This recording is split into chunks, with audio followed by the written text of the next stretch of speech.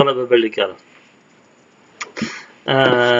Bonsoir tout le monde, ici Monsieur Cacahuète et Neige qui est installée devant la télévision, qu'il faudra que je bouge d'ailleurs, pas la télé mais Neige, et Carla qui jouait jusqu'à la baballe depuis tout à l'heure, et là on n'entend plus la baballe grelot jouer.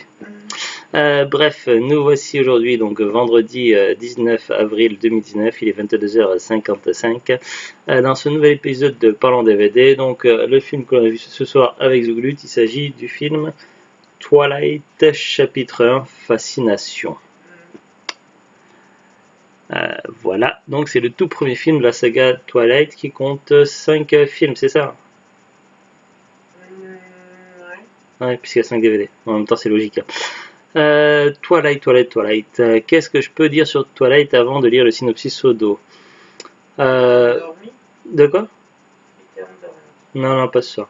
Mais Twilight, donc c'est un film tiré donc d'une série de livres, de romans, c'est ça? Oui, c'est toi qui es l'experte, c'est pour ça. Donc il y a eu plusieurs romans et les films reprennent à peu près, à quelques détails près, reprennent de manière assez proche l'histoire principale est assez proche. Donc l'histoire principale est assez proche, mais il y a quand même des modifications par rapport au livre. C'est ça. Surtout pour moi, ce que je me rappelle, ça fait très longtemps que j'ai pas lu les livres. C'est surtout sur les personnages secondaires, qu'il y a des petits détails qui changent. Les relations entre certaines personnes qui sont présentes dans le film et pas dans le livre, et vice versa. Il y a même un personnage qui pour moi a été inventé de toutes pièces pour le film, alors qu'il devrait. Je ne vois pas l'intérêt de l'avoir inventé, mais c'est tout. Voilà. C'est quel personnage qui a été inventé pour le film? Si je me rappelle bien, Eric, il n'est pas du tout dans le livre. C'est qui Eric dans le film déjà? C'est celui qui lui posait des questions au début. Le blondinet là qui voulait sortir avec elle? L'Indien? Le deuxième mec qui est souvent avec. Non, il n'est pas indien. Ah, celui qui montre un verre et puis après un serpent là, qui fait un peu le débile. Oui. D'accord. Il me semble qu'il est là, alors que normalement Tyler doit avoir plus d'importance et que Tyler on voit presque pas. D'accord, ouais, ils ont modifié quelques trucs quoi. Ouais. Twilight, donc c'est tiré des romans. Si je me rappelle bien par rapport au film. Ouais. Donc c'est une saga qui a eu beaucoup de succès à l'époque quand c'est sorti au cinéma, donc ça a fait beaucoup de bruit. D'ailleurs, il y a eu des mouvements qu'ils appelaient ça, qu'on s'appelle Vampire ou je sais plus. Ah mais moi au début j'étais passé tout à côté, quand il est sorti. Oui, t'es passé un petit peu à côté au début, mais après quand. Je suis par hasard une fois dessus quand je savais pas quoi regarder. Mais après, comme tu me disais, quand les films sortaient au cinéma, t'allais les voir avec ta cousine après. Oui, mais le premier, j'ai carrément. Je parle pas forcément du premier, moi je parle en son temps globalement, quand les films Twilight sont sortis au cinéma et après ça a eu quand même un gros succès global, qui a entraîné une mouvance, une sorte de mouvance autour des vampires où les gens s'habillaient un petit peu comme les vampires, et du coup on pouvait les confondre avec les gothiques. Peut-être pas en France, mais je parle d'une certaine mouvance qu'il y a pu y avoir autour du film, notamment probablement plus aux États-Unis qu'en France. Je pense notamment il y a certaines séries, notamment South Park, où ils ont pas mal parodié tout ce qui est passé autour de Twilight. Je sais pas, je suis quand même passé à côté, je te dis au début. Avec des épisodes où Butter se prenait vraiment pour un vampire pour de vrai, alors qu'en fait non.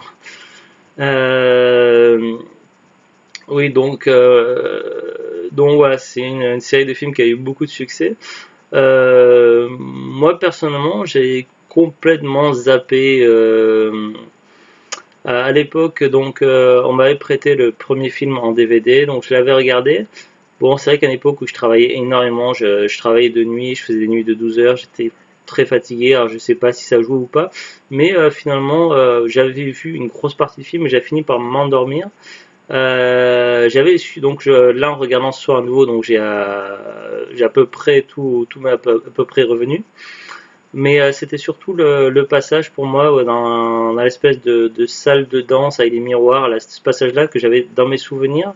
Bon, à l'époque, c'était dans le début des années 2000, je crois, quand j'avais vu le film en DVD.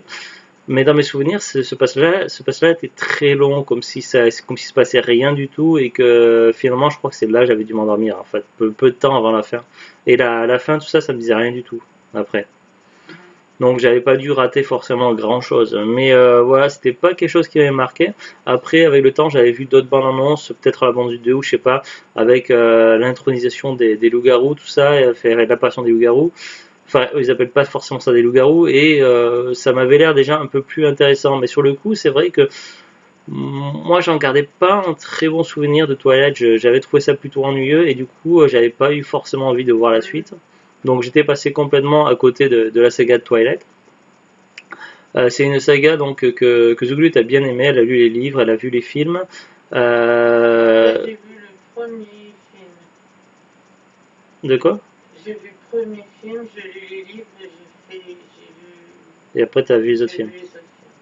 Donc Zuglut avait vu le premier film, ensuite elle a lu les livres et ensuite elle a vu les autres films. En une semaine, j'ai lu tous les livres. Elle a dû bien aimer puisqu'en une semaine elle avait lu tous les livres. Donc voilà, donc toi ça t'avait beaucoup plu tout ça, donc moi j'étais passé vraiment à côté. C'était l'année dernière, je crois, l'année dernière, oui. Donc pour l'anniversaire de Zuglut, comme elle me parlait beaucoup de Twilight, tout ça, et elle en avait avant en DVD, mais les DVD étaient trop abîmés, rayés, tout ça, et ça passait pas très bien. Donc du coup, j'avais offert le coffret donc de l'intégrale des Twilight, donc avec les 5 DVD neufs, j'avais acheté sur Amazon. Franchement, je ne saurais pas vous dire quel prix c'était à l'époque. Je peux vous dire le prix de maintenant si vous cherchez DVD, mais à l'époque, voilà, ça date un peu. J'ai pas la mémoire qui va jusque là. Oui, puis en même temps, ça se fait pas de dire le prix d'un cadeau, évidemment. Là, à l'heure actuelle, si vous voulez le coffret, donc les 5 films de Twilight, donc expédié vendu par Amazon, ça coûte 24,51 €. C'est important les centimes quand même. Non, je blague, je déconne. Mais voilà, ça coûte quand même 51 centimes en plus des 24 €. Bref, donc Twilight, donc c'est quelque chose. Donc moi, je savais pas trop ce que j'allais en penser de revoir à nouveau le film ce soir. Bon, je pense qu'on va faire les choses dans l'ordre. Avant de vous dire globalement ce que j'en ai pensé, je vais vous lire quand même le synopsis. Bon, c'est vrai, comme vous vous doutez, ça parle de vampires. Ah, mais Neige, t'es chiante. Elle s'était mis sur mon bras et puis. Non, mais c'était pas dans le film Neige qui chante, mais là c'était mis sur mon bras droit et puis elle glissait, elle dérapait avec ses griffes arrière, des pattes arrière, c'est pas très agréable. Donc voilà, donc on a donc les deux personnages principaux de Twilight chapitre 1 Fascination, donc le premier film là sur la couverture. Donc Bella et comment ça s'appelle déjà? Edward, voilà. C'est vrai parce que ça me faisait penser à Edward Balladur, sauf que ça a strictement aucun rapport, à part le prénom. Alors donc le synopsis, on va lire un petit peu. Isabella, donc Isabella c'est son vrai prénom, après elle se fait surnommer Bella, elle préfère. Donc Isabella Swan, 17 ans, déménage à Forks. Si on traduit en français, ça veut dire fourchette. Donc dans la ville de Fourchette. Petite ville pluvieuse de l'état de Washington pour y vivre avec son père. Alors il faut faire attention aux États-Unis parce qu'il y a deux Washington. Il y a la ville Washington et l'état de Washington. C'est pas dans le même endroit. C'est de la géographie, ça intéresse certainement personne ce que je dis là, mais c'est pas grave. Elle s'attend à ce que sa nouvelle ville soit aussi ennuyeuse que la ville elle-même. Pourtant, au lycée, le comportement d'une étrange fratrie l'intrigue, en particulier le mystérieux Edward Cullen, dont elle tombe malgré elle irrésistiblement amoureuse. Une relation sensuelle et dangereuse rapproche alors les deux adolescents. Ils ont l'âge de 17 ans, je crois, à peu près. Enfin, en théorie, donc elle a 17 ans, mais lui, étant donné que, bon, je voulais spoiler un peu, étant donné qu'il est un vampire, il a 17 ans, mais depuis un certain nombre de temps. Donc, le terme adolescent, je ne sais pas s'il est correct dans la phrase telle quelle. Bon, ensuite, quand Bella comprend qu'Edward n'est pas humain, il est trop tard, ils sont déjà liés pour l'éternité. Alors, ils nous disent ensuite, d'après le phénomène littéraire qui a déferlé sur le monde entier, l'adaptation du premier volet de cette saga mélange habilement fantastique et romance. La passion dévorante et contrariée entre la mystérieuse Bella, Kristen Stewart, qui a joué dans Into the Wild, et le ténébreux Edward, Robert Pattinson, qui a joué dans Harry Potter et la Coupe de Feu. C'est lui qui jouait Cédric, qui attention, spoiler, on le voit pas après la Coupe de Feu. Se double d'une aventure vampirique délicieusement sombre à la croisée de l'incontournable Harry Potter et de la trilogie Underworld. Envoûtante et déjà culte, l'aventure Twilight commence. Bon, Twilight c'est quand même assez particulier comme univers et que l'on aime ou que l'on n'aime pas Twilight, j'ai un peu du mal à comprendre la comparaison avec Harry Potter et Underworld. Personnellement, je comparerais pas avec Harry Potter Underworld, pour moi c'est des choses qui c'est pas un rapport. Alors pourquoi ils ont voulu mettre ça, je ne sais pas, au dos de la boîte. Ensuite, on a une petit commentaire, donc une citation du journal Le Parisien, donc c'est un journal que l'on trouve à Paris. Roméo et Juliette au pays des vampires. Après, donc là, c'est une édition standard, donc pas collector ni limité, donc pas de bonus spécifique à part si quelques-uns commentaires audio de la réalisatrice Catherine Hardwicke et des acteurs Robert Pattinson et Kristen Stewart. Il y a le clip de News, Paramore et Linkin Park et bande-annonce. Donc bon, les bonus on les a pas regardés. En gros, comment résumer? Parce que ouais, le résumé. Donc Bella, elle déménage, elle revient dans la ville de son enfance. Donc là, c'est pas précisé au dos de boîtier, mais c'est la ville de son enfance. Ouais, Bah si, parce qu'elle y a grandi un certain nombre d'années. Après, elle est partie parce que ses parents sont séparés, tout ça, sont un petit peu éloignés l'un de l'autre, et donc elle a suivi sa mère et son père était resté dans cette ville. Donc lui, il fait un métier de shérif, c'est ça? Ou de simple policier ou de shérif? Il est plus shérif, il me semble, son père. Non? Allô? Oui, Je te parle. Hein. oui, les policiers sont pas. Il est policier ou shérif? Oh, c'est un peu près la même chose. Ouais, on sait pas trop. C'est le chef de la police. Donc, ouais, chef de la police. Il n'y a pas beaucoup de chefs, il n'y a pas beaucoup de policiers. Ouais, je crois qu'il dit qu'il y a dans les 4000 habitants, un truc comme ça, je sais plus dans cette ville. 3000 et quelques, ouais. Donc, lui, il est resté là, il a ses petites habitudes, tout ça. Donc, ce qui se passe, le phénomène, l'événement déclencheur, c'est que au début du film, qu'on nous explique au début du film, c'est que sa mère donc a un nouveau compagnon avec qui elle va se mettre en ménage. Ben non, elle vient de se marier avec. Ah, il était marié quand même. Je sais oui, pas. Ils sont partis, Je n'avais pas capté qu'il était marié. Et suite à tous ces événements-là, Bella, ça l'a pas plus intéressé que ça. Elle a préféré s'éloigner un petit peu de tout ça. Et j'ai pas compris. Mais je sais pas, au début du film, t'arrêtes pas de parler, donc. Bah alors là, non. Moi, j'ai compris que, il me semblait que, comment c'est expliqué, qu'elle avait décidé de s'éloigner, d'aller rejoindre son père dans la ville de son enfance. Parce que son beau-père joue au baseball professionnel. Et il est souvent en déplacement parce qu'il joue pas pour une équipe bien précise, il joue pour plusieurs équipes. Et donc sa mère restait avec Bella chez elle sans bouger. Et son mari, elle est en déplacement souvent. Et sa mère était triste. Et pour que sa mère ne soit pas triste, elle a décidé d'aller vivre un peu chez son père pour que sa mère puisse suivre son mari. Puisse se déplacer, qu'elle soit pas obligée de rester avec, voilà. Avec la fille. Donc elle a fait ça pour aider sa mère en fait. Oui, pour ouais, mais c'était rendre à peu près sa mère heureuse, mais c'est parce que c'était pour voilà, c'est. Bah, c'était dans l'explication du début ou au moment où t'arrêtais pas de parler donc, non, j'ai pas parlé du tout. Un peu au début, si, tu me disais ceci, cela, et puis du coup, j'ai pas suivi la. Bien, regarde bien. Bah oui, mais quand tu disais écoute bien, justement, j'entendais pas ce que la voix off disait. Oui, mais voilà. Bah après, tu parlais plus, mais voilà, le début où ça mettait le truc en scène, j'ai pas entendu ce qu'il se disait. Puis j'avais pas envie de faire retour en arrière. Donc voilà, donc du coup elle se retrouve dans cette ville dont elle n'a pas mis les pieds depuis des années. Elle doit reprendre donc le cursus scolaire, tout ça. Donc elle fait un petit peu connaissance avec les autres élèves, et puis elle découvre rapidement que certains élèves se détachent du lot, donc ils font un petit peu bande à part, qu'ils ont l'air du coup, elle se pose des questions, ça l'intrigue un petit peu. Et surtout, un de ces personnages-là, donc un de ses élèves, donc celui qui s'appelle Edouard, qui l'intrigue plus particulièrement.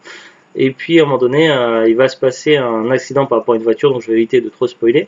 Mais du coup, ça va lui paraître vraiment très très bizarre et elle va mener son enquête, elle va essayer d'en apprendre plus sur lui et les siens et du coup, elle va découvrir je suis obligé de spoiler un peu là, non? Que les vampires existent, voilà. Grosso modo, donc du coup ils sont pas vraiment du même monde, donc c'est un peu pour ça qu'ils font allusion à Roméo et Juliette, puisque voilà, il est vampire, elle est humaine, tout ça, donc ils sont pas forcément censés être ensemble, mais voilà, une relation va se construire au fur et à mesure du film entre eux. Le souci, c'est qu'évidemment, il y aura un événement déclencheur, sinon ça serait plat sinon. Et l'événement déclencheur, c'est qu'à un moment donné, ils vont faire la rencontre de notre clan de vampires, et ces vampires-là sont déjà moins sympathiques. Ces vampires-là, parce que le clan d'Edouard, donc eux, ils ne mangent pas d'humains, ils se nourrissent d'animaux. Donc je suis encore obligé de spoiler un peu. Tandis que là, notre clan de vampires, qui est composé de 3 vampires qu'ils vont rencontrer, eux se nourrissent d'humains. Et le problème, c'est que Bella, elle est humaine, et donc ça va créer un conflit et des problèmes. Et du coup, ça rend les choses un petit peu compliquées. Et donc, une partie du film, la partie plus vers la fin, va être sur cette partie-là, en fait. Ouais, je sais pas trop comment décrire. Et voilà, et puis du coup, le titre s'appelle Fascination, parce qu'effectivement, donc il y a une grande fascination entre les deux personnages principaux, tout ça, où ils vont apprendre à se découvrir, se connaître, principalement Bella évidemment, mais lui qui n'a pas forcément l'habitude de côtoyer des humains puisqu'il reste toujours en retrait, tout ça, donc et puis il va rester aussi pas mal de temps à l'observer, tout ça, donc la fascination pour moi elle est quand même un petit peu réciproque. Voilà un petit peu le résumé, donc si vous connaissez pas. Après, qu'est-ce que j'en ai pensé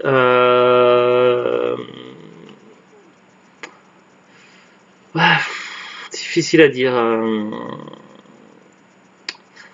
Moi, je vois ce film un peu comme une introduction, donc j'aimerais voir les. Donc, ça sera le cas. Donc, avec Zoot, on verra donc les autres films suivants.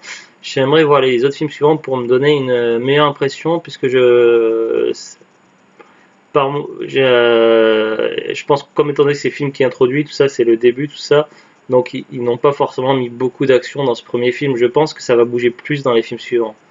J'ai vu des bandes annonces, notamment avec des scènes avec des loups-garous, tout ça. Je sais pas, le premier film en tout cas, il y a une grande place qui est occupée du film par la romance, l'intrigue entre les deux personnages, et du coup il y a moins d'aventures, d'action, il y a un peu moins de fantastique, je sais pas. Après c'est vrai que j'ai peut-être pas forcément l'habitude de ce genre d'œuvre.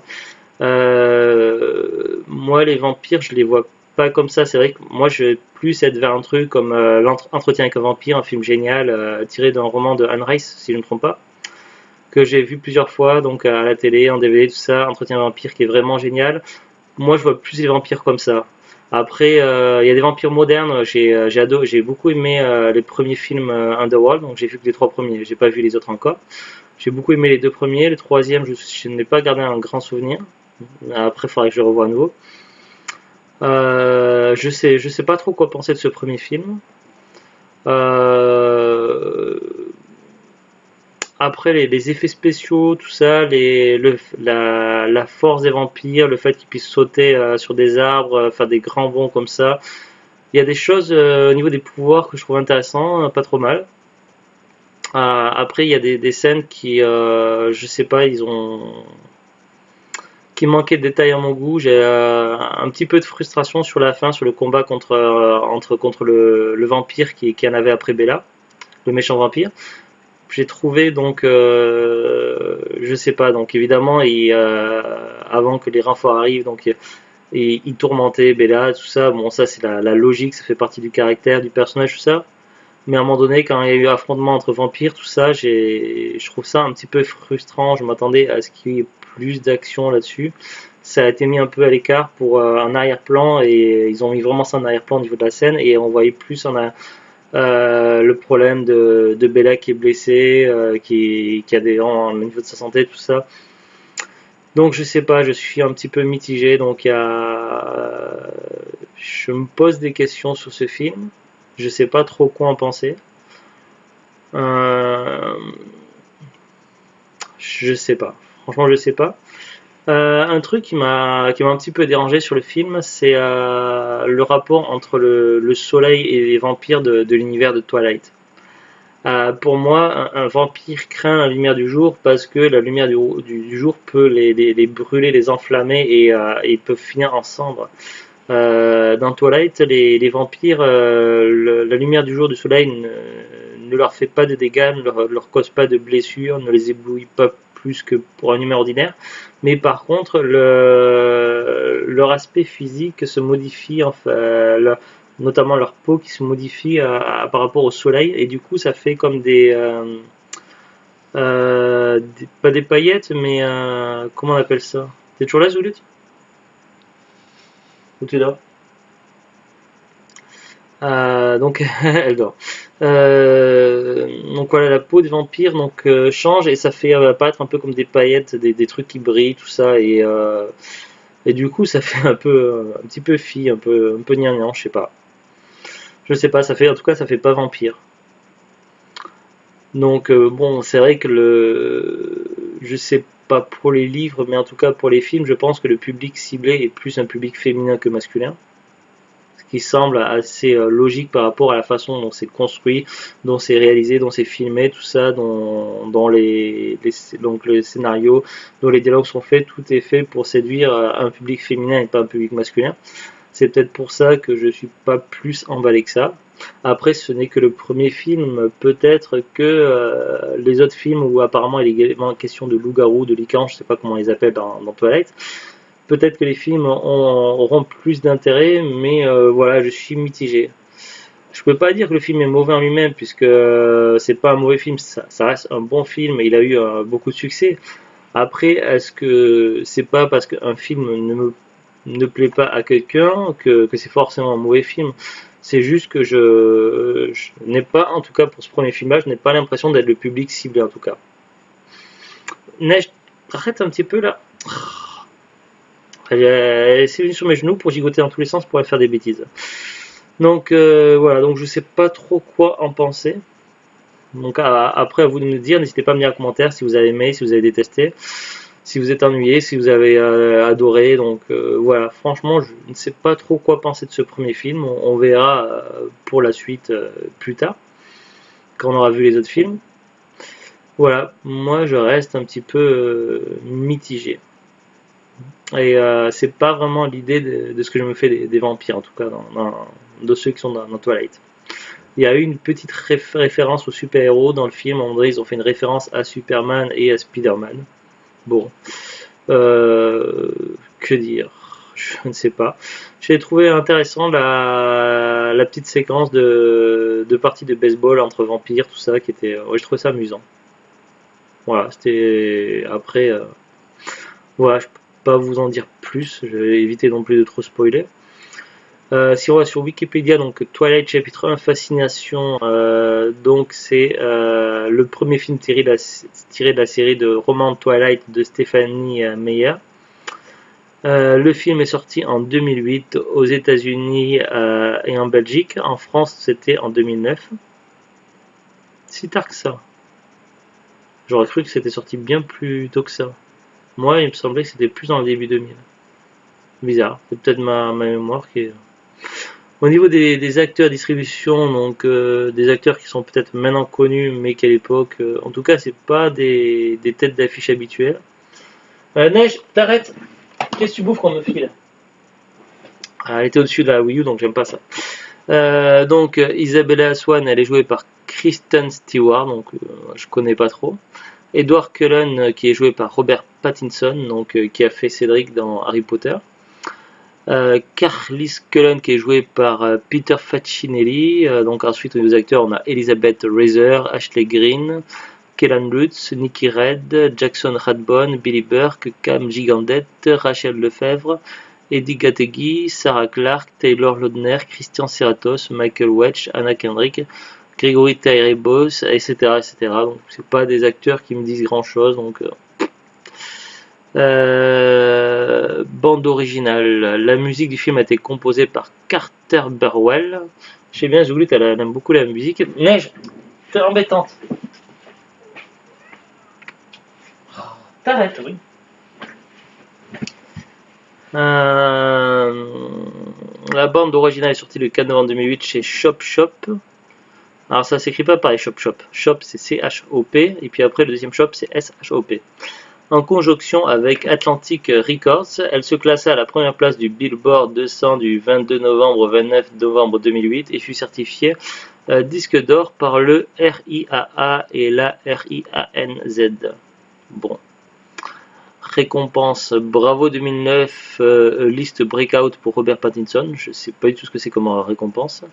Le Young Artist Award 2009 pour le meilleur second rôle féminin pour Christian Serratos. Le MTV Movie Award 2009 de je sais pas quoi. Ça a été récompense donc meilleur film, meilleure actrice pour Kristen Stewart, meilleure révélation masculine pour Robert Pattinson, meilleur baiser pour Kristen Stewart et Robert Pattinson, meilleur combat pour Robert Pattinson et Cam Gigandet. Bon, nomination internationale film Music Critics Association, meilleure musique originale pour un film d'horreur pour Carter Burwell. Ils ont classé film d'horreur, je vois pas du tout en quoi c'est un film d'horreur. Même Fantastique, le Fantastique était quand même assez light. Moi je verrais plus un film romantique quand même. Le Saturn Award 2009, meilleur film fantastique. MTV Movie Award 2009, meilleure révélation masculine pour Taylor Lautner. Meilleure chanson du film pour Decode Paramore. Bon. Lors de sa première journée d'exploitation, le film engendra plus de 35,7 millions de dollars en recettes, ce qui lui mit en deuxième position de classement du meilleur démarrage dans le mois de novembre derrière Harry Potter et la Coupe de Feu, où jouait également Robert Pattinson. Oh, quelle coïncidence. Twilight rapporta 114 200 346 dollars la première semaine, 151 239 749 dollars en 15 jours, 238 330 167 dollars en 41 jours et 348 316 000 dollars en 75 jours. C'est chiant à lire les dollars. C'est le 14e film qui a le plus rapporté en 2008. Voilà. Autour du film, quelques détails si ça intéresse. Alors, le tournage débuta le 25 novembre 2008, se termina le début. Oui, bah, c'est pas très intéressant ça. Comme information, qu'est-ce qu'il y a? Une apparition en caméo de l'auteur Stephanie Meyer est visible dans une des scènes du film. Lors d'une scène du restaurant, l'héroïne et son père mangent à une table, mais avant que la caméra se rapproche d'eux, on peut voir la serveuse offrir un plat à une cliente. Tiens Stéphanie, ton plan végétarien. La caméra se recentre ensuite sur les protagonistes. Hein? Un autre clin d'œil confirmé par la réalisatrice dans la plage de commentaires du DVD concerne la scène de la cafétéria quand Bella fait tomber une pomme rouge qu'Edouard ramasse et lui tend, image rappelant la couverture du livre. Stephanie Meyer affirme que le groupe Muse était une de ses sources d'inspiration pour l'écriture du livre. On retrouve d'ailleurs dans le film, lors de la partie de baseball, leur chanson supermassive Black Hole.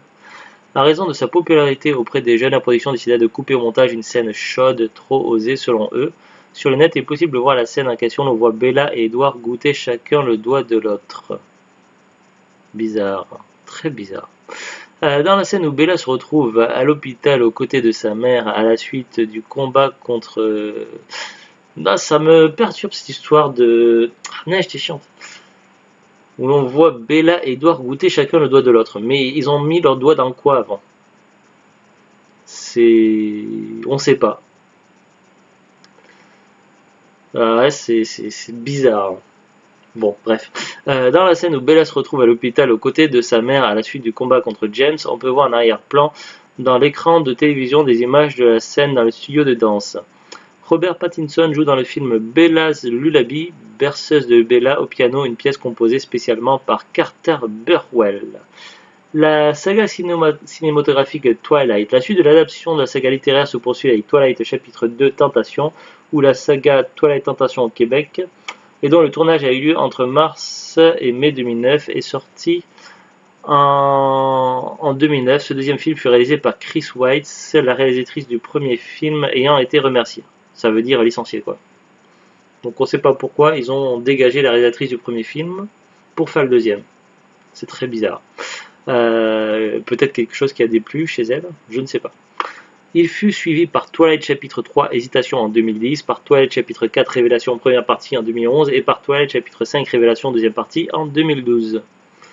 Voilà, c'est tout ce que je peux vous dire sur Twilight. Je peux vous dire également que Neige est chiante ce soir. Hein, Neige était chiante ce soir. Carla était marrante lorsqu'elle était sur son arbre à chat tout à l'heure dans le salon. Il y a un petit écureuil en peluche, un doudou pour chat, donc elle a déplacé avec ses papates et elle a mis de façon à ce qu'il a l'air d'escalader l'arbre à chat sur le tronçon de l'arbre à chat. C'est très bizarre. Je ne savais pas qu'elle savait faire ça, Carla, mais bon, pourquoi pas. Après tout, voilà, sur ce, donc je vous dis à très bientôt et je vais dire à Neige d'arrêter de faire ses bêtises. Allez, à bientôt. Au revoir.